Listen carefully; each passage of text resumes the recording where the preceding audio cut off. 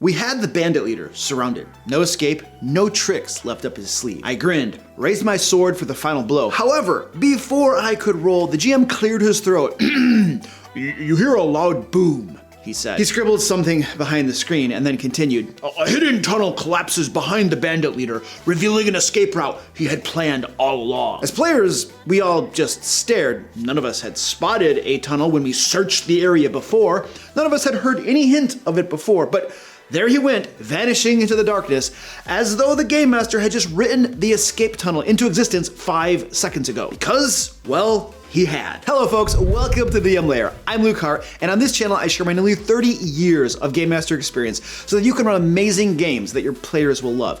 And today we're talking about my dog down here shaking. Come here. Now you're gonna be on YouTube. Oh, here she is.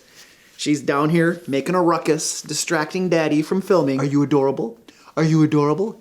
Hi, YouTube. Yeah, you're adorable. Good job. Now go lie down. Be good. Anyway, today we're talking about 5 ways Game Masters cheat, because the fact is, your Game Master cheats, and I can prove it. Now, some people will claim, and those that do are almost always Game Masters themselves, that a Game Master can never cheat, and that's fair. They need to sleep at night just like everyone else. However, I'll let you be the judge about whether these 5 cheats are actually cheating or something else.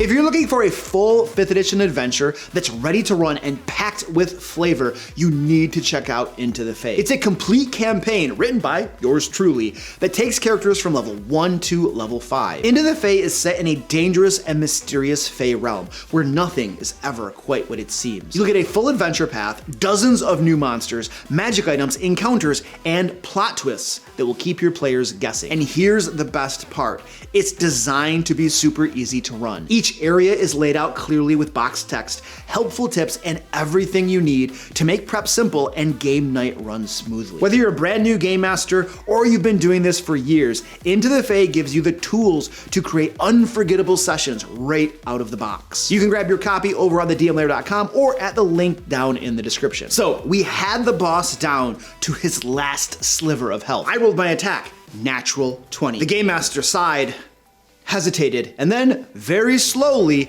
shook his head. Actually, the boss still has resistance to that damage. And then we all groaned. It was obvious he didn't want the fight to end quite yet. Changing dice rolls behind the screen is perhaps the most ubiquitous of all cheats that a Game Master uses.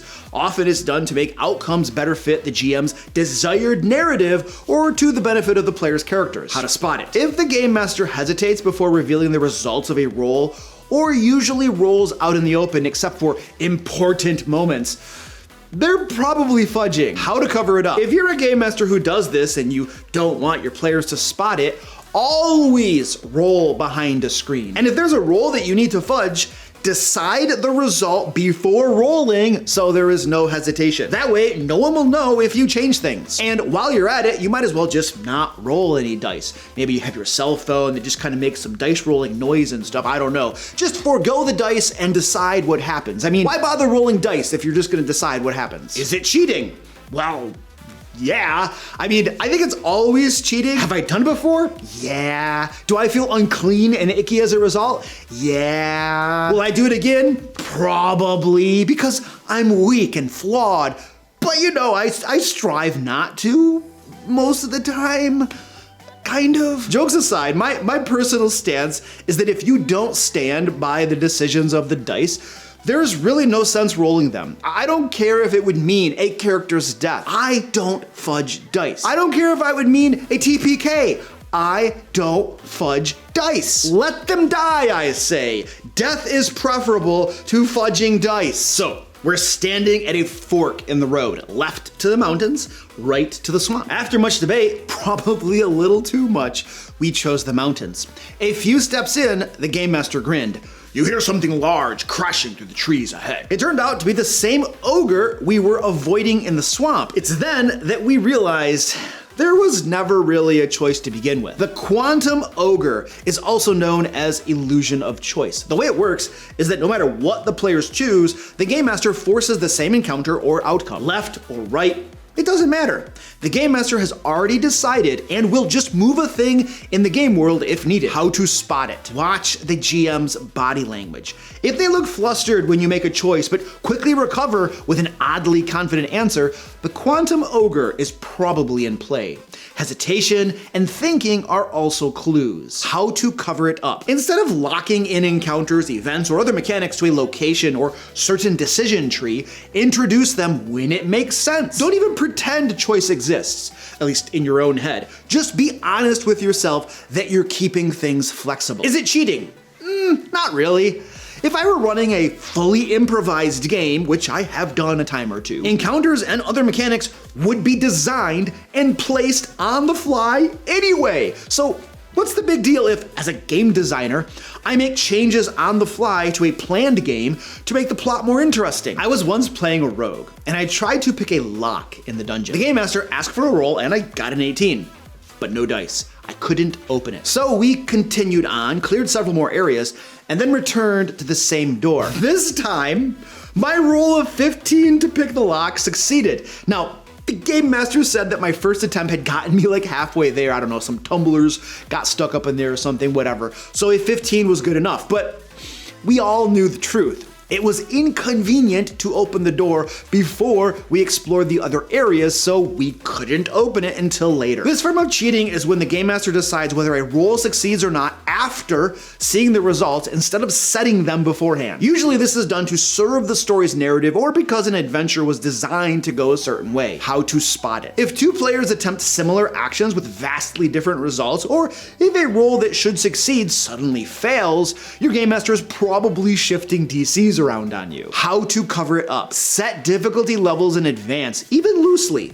or have a simple standard. Above a 15 usually succeeds, below a 10 fails. Somewhere between those two, whoa, what a crappy standard. Be better than that, folks. I'm just a talking head. You can do better than I. However, this is basically setting a difficulty, so why cheat in the first place? Just set a difficulty in advance. Is it cheating?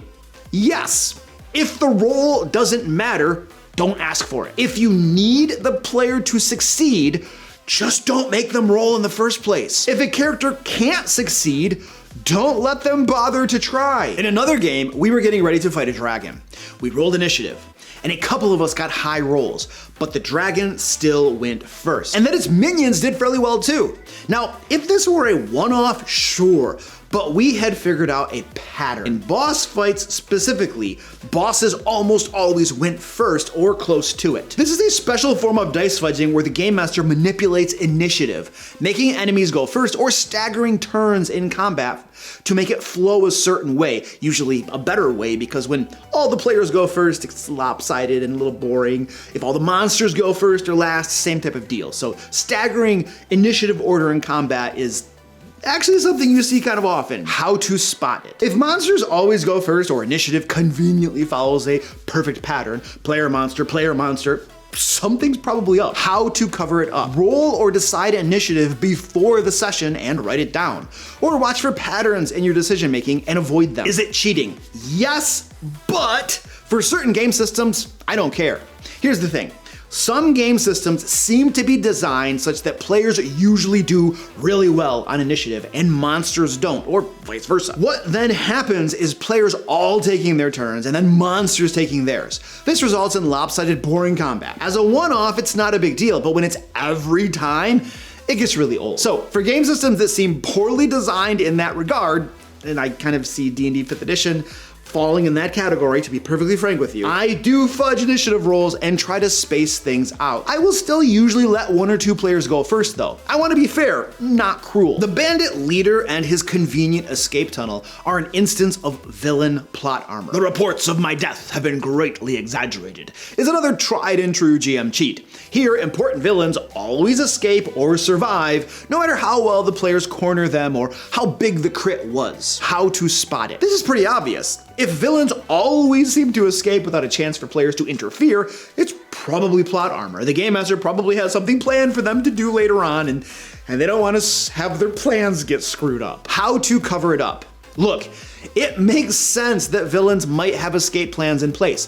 If I were a villain, I sure would. I mean, I have multiple escape plans for my own house, and I'm not even a villain. Well, at least I don't think I'm a villain. I'm not the villain of my own story, but I might be the villain of your story. Anyway, the trick to make this feel organic and not like a last-minute ditch effort to like screw the players over is to foreshadow the escape plan to your players. It shouldn't come as a surprise. So like right now, you know that if you ever try to break into my house, not only do I have multiple firearms that would make that a very bad proposition, but I also have escape plans. So don't be surprised when things go poorly for you. Now, smart players may try to thwart the escape plan. And if they do, honor it. But if they don't, that's okay, because when the villain does escape, they'll facepalm and know they could have done something about it because they knew there was an escape plan or there was foreshadowing about it, but they chose not to. Is it cheating? Look, if it comes out of nowhere and you do it because you need the villain to escape for plot purposes, yes, it's technically cheating, but you know, if you do it once every few years or decade, like, who cares? Just do what you gotta do. But that's just what I think. Let me know what you think in the comments below. Now, if you'd like to learn about 7 ways I've failed as a game master, click right here. And until next time, happy game mastering. I don't know what I'm doing here. I'm dumb. Just watch another video.